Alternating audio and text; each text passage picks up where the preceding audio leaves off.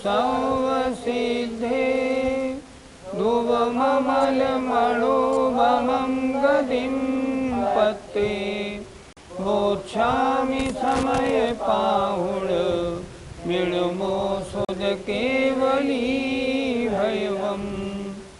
पंच परमेष्टि भगवान की जय। इस सर्व विशुद्ध ज्ञानाधिकार में आचार्य ने जैन धर्म के सिद्धांतों को अन्य धर्म के सिद्धांतों से टैली किया है और ये बताया है कि कौन सा सिद्धांत क्यों सच्चा है और कौन सा क्यों सच्चा नहीं है। कर्ता और कर्म के बारे में और भोक्ता के बारे में क्या सिद्धांत है, इसके बारे में आज दो गाथाओं से कुछ स्पष्ट करेंगे आचार्य। आइए गाथा नंबर 351 देखते हैं। केहि चिदुपज्जयेहि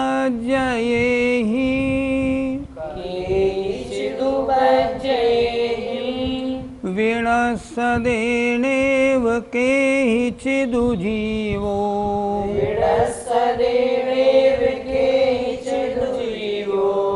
जम्मा तम्मा कुवदी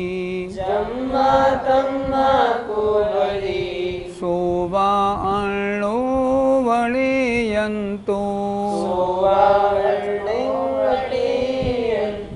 सोवा अण्णो वणेयन्तो बोलो। केचिदुपज्जयेहि विणस्सदेनेव केचिदो जीवो जम्मा तम्मा कुवदी सोवा अण्णो वणेयन्तो। शब्दार्थ पर ध्यान दीजिए। केहिचिदु कुछ, पज्जयेहि पर्यायों से, विणस्सदे विनाश को प्राप्त होता है और लेव नहीं होता।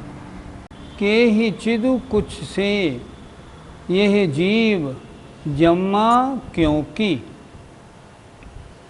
क्या अर्थ लगाएंगे? क्योंकि कुछ पर्यायों से जीव विनाश को प्राप्त होता है और कुछ से नहीं होता।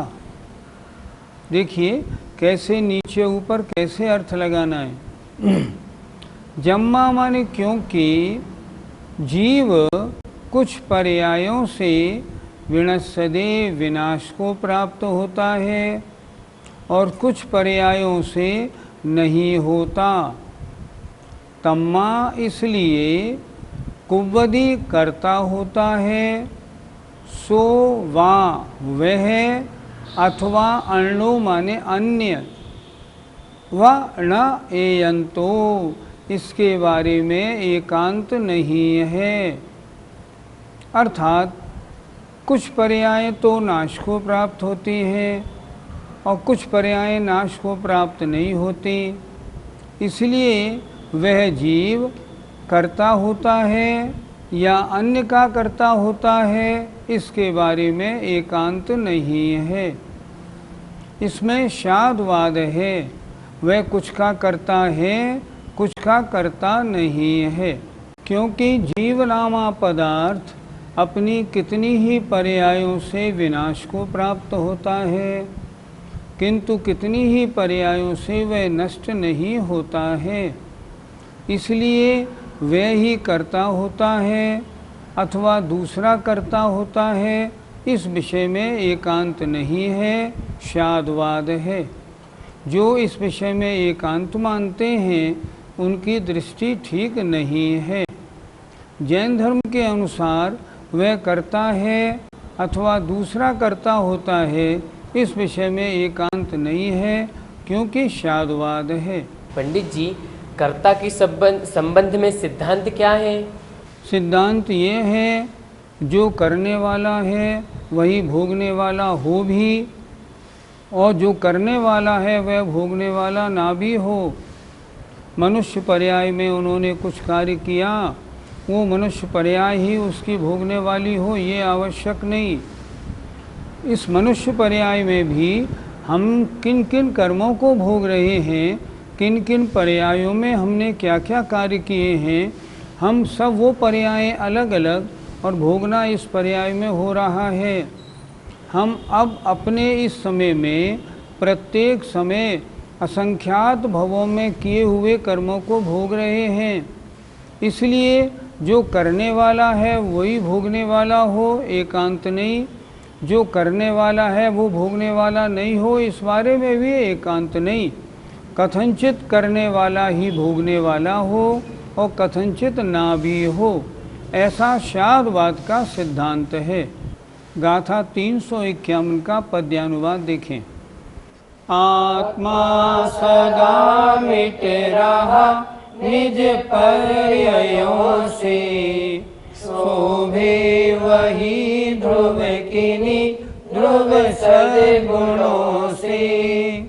एकांत है यह नहीं ध्रुव दृष्टि द्वारा, करता वही इतर पर्याय दृष्टि द्वारा।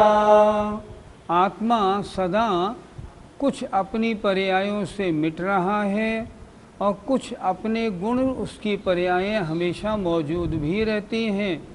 इस बारे में एकांत नहीं है, अनेकांत है। और वह किन्हीं पर्यायों का जो उसने की है भोगने वाला है और किन्हीं का नहीं है, इस बारे में एकांत नहीं, अनेकांत रखना है। अब गाथा नंबर 352 देखते हैं। केहि चिदुपजयेहि,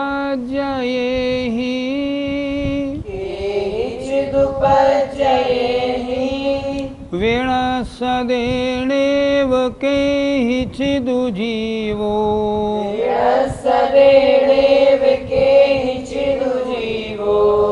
जम्मा तम्मा वेददी,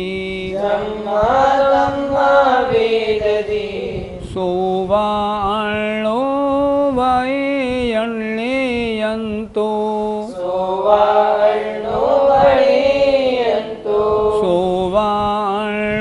वणयन्तो। बोलिए।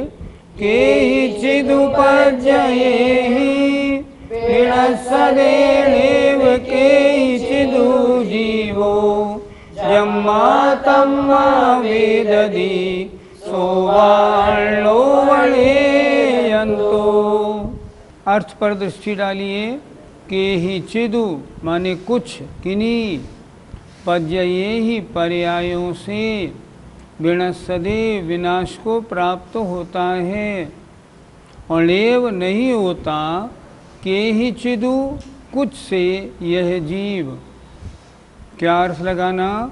यह जीव कुछ पर्यायों से विनाश को प्राप्त होता है और कुछ पर्यायों से विनाश को प्राप्त नहीं होता। जम्मा क्योंकि, तम्मा इसलिए, वेददी भोगता होता है, सोवा अन्नो वह अथवा अन्य, न एयंतो इस बारे में एकांत नहीं है। किसी पर्याय में किसी जीव ने कोई कार्य किया, अब वो उसका भोगने वाला होगा या नहीं, इसके बारे में एकांत नहीं। जिस पर्याय में जो काम किया उसका फल भोगने वाला भी हो सकता है और जो कार्य किया उसका भोगने वाला ना भी हो, ऐसा भी हो सकता है। मनुष्य पर्याय में कार्य किया, मरने के बाद देव बना, तो मनुष्य पर्याय में किया और भोगा देव पर्याय में। इसलिए एक तरह से इसमें एकांत नहीं, करने वाला अन्य, भोगने वाला अन्य। लेकिन देखा जाए तो जीव तो वही है, जीव तो वही है, वही करने वाला और वही भोगने वाला है। तो जो करता है वो भोगता है या नहीं भोगता, इसके बारे में एकांत नहीं। कथनचित करने वाला ही भोगता है, कथनचित करने वाला नहीं भोगता। इसमें शादवाद लगाना ही ठीक है, यही जैन सिद्धांत है। इसी प्रकार जब जीव कुछ पर्यायों से तो नष्ट होता है और कुछ पर्यायों से नष्ट नहीं होता है, इसलिए जीव भोगता होता है। अथवा दूसरा भोगता होता है, ऐसा भी एकांत नहीं है, किंतु स्यादवाद है। कथनचित जो करे वो ही भोगे, कथनचित जो करे वो ना भोगे। करा किसी ने, भोगा किसी ने, ऐसा भी होता है। पंडित जी, जो करता है वो भोगता कैसे नहीं होगा? इस पर्याय में आप बहुत से दुखों को भोग रहे हैं। क्या इन दुखों के जो कारण हैं वो उसके करने वाले आप ही हो? नहीं। हमने पिछली पर्यायों में जो काम किए, विभिन्न पर्यायों में, देव पर्याय में, त्रिंश पर्याय में भोगने पड़ रहे हैं, मनुष्य पर्याय में। नियम क्या है कि हम प्रति समय असंख्यात भवों के बांधे हुए कर्मों को भोगते हैं। तो करने वाला कोई और है और भोगने वाला कोई और है। इस बारे में एकांत नहीं, करने वाला वही हो और भोगने वाला भी वही हो। आयु लंबी हो और वही करे और वो ही भोगे, ये भी हो सकता है। और करने वाला कोई, भोगने वाला कोई, ये भी हो सकता है। इसलिए इसको अनेकांत से मानना चाहिए। पंडित जी, इस संबंध में निश्चय से क्या माना जाए? निश्चय ने द्रव्य की बात करता है, तो निश्चय के अनुसार जो करने वाला है वो ही भोगने वाला होता है। इस जन्म में हो या अगले जन्म में, जीव तो वही है ना। तो निश्चय ने द्रव्य की बात करता है, पर्याय की बात नहीं। एक पर्याय में करे, अन्य पर्याय में भोग सकता है, ये व्यवहारने की चर्चा है। निश्चय से तो जो करने वाला है वो ही भोगने वाला होगा। कोई दूसरा करे मैं भोगूं, ये कभी नहीं होगा। मैं करूं दूसरा भोगे, ये भी कभी नहीं होगा। मैंने किया है, फल कौन भोगेगा? मैं ही भोगूंगा। पंडित जी, एकांतवादी इसमें क्या मानते हैं? अलग अलग धर्म हैं संसार में, अलग अलग धर्मों की अलग अलग मान्यता है। कोई तो ऐसा मानते हैं जो करता है वो ही भोगता होता है, एकांत। कोई ऐसा मानते हैं जो करता है वह भोगता नहीं होता। लेकिन उनके मत में दो धारणाएं नहीं हैं, क्योंकि उनके यहाँ द्रव्य और पर्याय की चर्चा नहीं है। द्रव्य और पर्याय की चर्चा होती तब तो ये बात स्पष्ट होती। वो तो ये कहते हैं जो करता है वही भोगता होता है, इसको एकांत कहते हैं। जब वस्तु के एक धर्म को माने, एक को नहीं माने तो एकांत, और वस्तु के विभिन्न धर्मों को स्वीकार करें तो अनेकांत है। वस्तु के विभिन्न धर्मों को स्वीकार करने वाला तो एक जैन धर्म मात्र है, और उसका अनेकांत प्राण है। उसके बल पर ही जैन धर्म के सिद्धांत बनते हैं, बने हुए हैं, और उसी के अनुसार इसकी सिद्धि होती है। किन जीवों को इस जन्म में किए हुए फलों का फल इसी जन्म में मिलता है? जो सम्यक दृष्टि होते हैं, उनके जितने कर्म बनते हैं ना, उनकी स्थिति अंत कोड़ा कोड़ी सागर होती है, और उसका आवाधा काल अंतर्मुहूर्त है। तो सम्यक दृष्टि जीवों को अमूमन इस भव में करते हैं, उसका भव कुछ अधिक जो करते हैं उनमें बहुत सौ का फल इसी भव में मिल जाता है। देखा भी जाता है। मानतुंग स्वामी ने भक्तामर स्तोत्र का पाठ किया, महान पुण्यार्जन किया, उसका फल तुरंत सामने आ गया। वादराज स्वामी ने एक ही भाव स्तोत्र बनाया, इस भव में बनाया, फल तुरंत सामने आ गया। लेकिन ये नियम नहीं। ऐसा भी हो सकता है सम्यक दृष्टि हो, कोई कार्य करे और मरण को प्राप्त हो जाए तो उसका फल अगले भवों में भी मिले, ऐसा भी हो सकता है। लेकिन जिन जीवों के स्थिति कम बनती है कर्मों की, उनकी आवादा अंतर्मूर्त है, और वह फल कथनचित इस भव में करे इसी भव में भोगने को भी मिलता है। सिद्धांत क्या है? सिद्धांत ये है, जीव की कुछ पर्यायें नष्ट होती हैं और कुछ पर्यायें उत्पन्न होती हैं। कुछ जीव के गुण ऐसे हैं जो नष्ट नहीं होते, उनकी पर्यायें बदलती रहती हैं। इसलिए इस भव में जो किए गए कार्य हैं उनका फल वो ही जीव भोगे, या इस कर्म इस भव में किए गए कार्यों को अगला जीव भोगे, पर्याय के अनुसार इसमें एकांत नहीं बनाना है। लेकिन एक द्रव्य के किए गए कार्यों का फल दूसरे द्रव्य को कभी नहीं भोगना है, इस बारे में धारणा पक्की बनानी है। जो करता है भोगने वाला वही है, इस भव में हो या अगले भव में हो। निश्चय ने यही तो कहता है, जो करेगा वो भोगेगा, इस भव में भोगे या अगले भव में। पर्याय चाहे दूसरी हो, द्रव्य तो वही होगा। गाथा 352 का पद्यानुवाद। पर्याय से मिट रहा गुण से नहीं है, आत्मा त्रिकाल ध्रुव भी रहता वही है। एकांत है नहीं वही ध्रुव भाव द्वारा, भोक्ता निराक्षणिक पर्यय भाव द्वारा। पहली पंक्ति कितनी स्पष्ट है। जीव आत्मा या द्रव्य पर्याय से मिटता है, गुण से नहीं मिटता। गुण तो उसके हमेशा रहते हैं। गुणों की पर्यायों का नाश उत्पाद होगा, लेकिन द्रव्य हमेशा रहेगा, गुण भी हमेशा रहेंगे।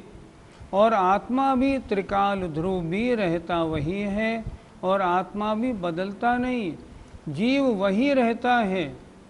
बौद्ध कहते हैं कि अभी जो जीव द्रव्य है वो अगले क्षण में नहीं है, लेकिन नहीं, ऐसा नहीं।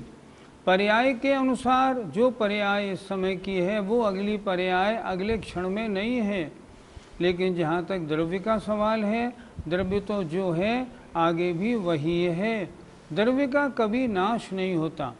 क्या लिख रहे हैं? एकांत है नहीं वही ध्रुव भाव द्वारा, भोक्ता निराक्षणिक पर्याय भाव द्वारा।